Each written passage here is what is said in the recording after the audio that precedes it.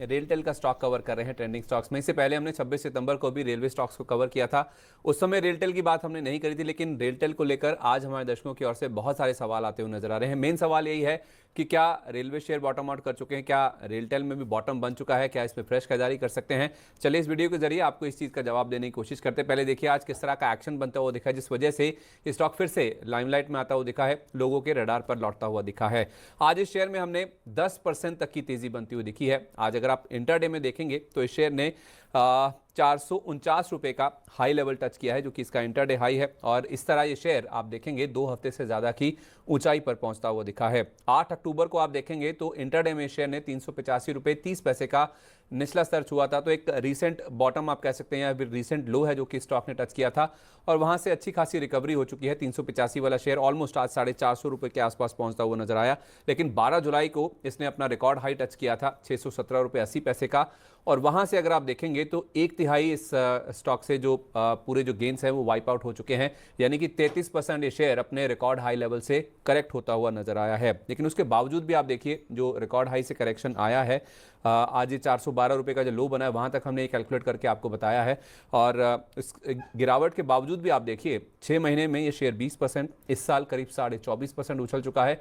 और पूरा 1 साल का अगर आप चार्ट देखेंगे, जो हाई लेवल से करेक्शन होने के बावजूद भी ऑलमोस्ट ये शेयर आपको लोअर लेवल से डबल नजर आएगा। करीब 97% के आसपास की आपको तेजी नजर आएगी। और ज्यादातर आप रेलवे स्टॉक्स को देखेंगे, जो रिसेंट गिरावट हुई है उसके बावजूद भी 2 गुना या फिर उससे ज्यादा अच्छे परफॉर्म करते हुए स्टॉक आपको नजर आएंगे। यानी कि 1 साल में इन शेयरों में अभी भी काफी अच्छे रिटर्न्स बन रहे हैं अगर आप लोअर लेवल से इन स्टॉक्स को होल्ड कर रहे हैं। अब रेलटेल के कारोबार की अगर आप बात करेंगे तो ये कंपनी टेलीकॉम इंफ्रास्ट्रक्चर मुहैया कराती है। ये सरकारी कंपनी है, न्यूट्रल कंपनी कह सकते हैं आप, और सबसे बड़ी लार्जेस्ट आप कह सकते हैं न्यूट्रल टेलीकॉम इंफ्रास्ट्रक्चर प्रोवाइडर है ये कंट्री में। पैन इंडिया इनके पास ऑप्टिकल फाइबर नेटवर्क है, जो कि रेलवे की जो लाइन्स हैं उसके आसपास आपको ये नेटवर्क नजर आएगा।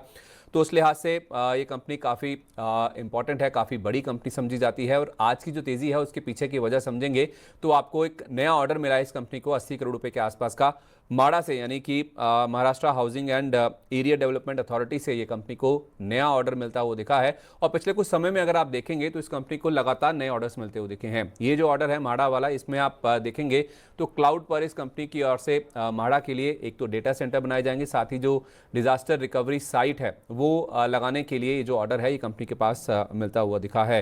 15 जनवरी 2025 तक, यानी कि अगले 3 महीने में आप देखेंगे ये ऑर्डर जो है कंपनी को पूरा करना है। और इससे पहले भी आप देखिए जो ऑर्डर विंस का सिलसिला है इस कंपनी के लिए लगातार जारी रहा है। सितंबर में अगर आप देखेंगे तो महाराष्ट्र रूरल डेवलपमेंट से इस कंपनी को 156 करोड़ रुपए का ऑर्डर मिला था। उससे पहले अगर आप देखेंगे तो अगस्त में Uttar Pradesh police recruitment and promotion board यानी कि यूपी पीबीपीबी से इस कंपनी को करीब 53 करोड़ रुपए के आसपास का ऑर्डर मिला था। जुलाई में अगर आप देखेंगे तो रेलवे मंत्रालय से अगर आप देखेंगे तो इनको 186 करोड़ रुपए का ऑर्डर हाथ लगा था। इससे पहले अगर आप देखेंगे जून अंत तक इस कंपनी के पास करीब 4700 करोड़ रुपए की ऑर्डर बुक थी।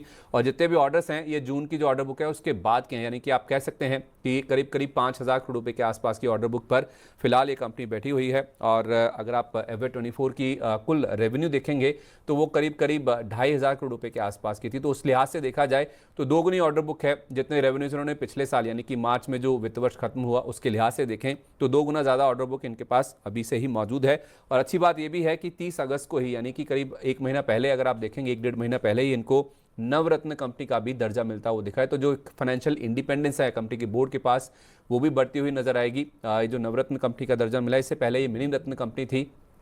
तो जिस तरह से इस कंपनी का कारोबार बढ़ रहा है उससे अगर आप देखेंगे सरकार की ओर से भी इनको ज़्यादा ऑटोनोमस एक जो बोर्ड है वो बनाने की कोशिश की जा रही है। ज़्यादा निवेश से जुड़े फैसले लेने की जो एक स्वतंत्रता है वो इनको देने की कोशिश की जा रही है।